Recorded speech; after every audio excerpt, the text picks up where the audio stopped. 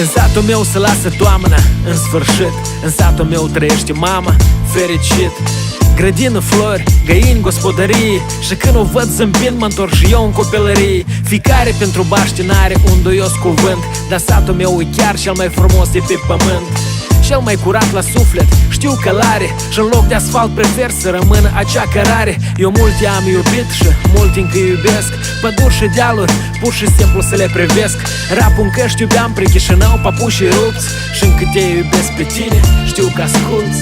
Lumea tot pleacă, uitând acasă gândul. În căutare fericirii învârtesc pământul.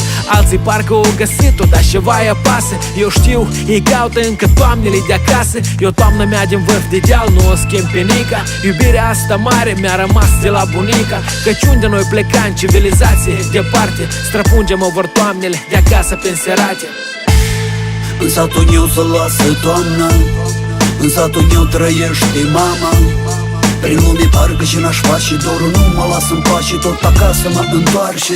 Știu, să scutură din nou salcânii, nu pot uita mirosul pâinii pe care așteptam să o împartă când stăteam în drum la joacă lângă locul de la poartă. Pustii în parte veche, de mai lângă pădure. Pustii casele noi, neterminate sure. Pustiu pe lângă școală, doloacă, grădiniță. Unde furam harbuș, acum cresc romaniță. Și unde mă trăgeau, doi cai atât de iute. Acum merg încet, deși mă trag vreo 200. Pe malul Iazului, unde aprindeam iubiri.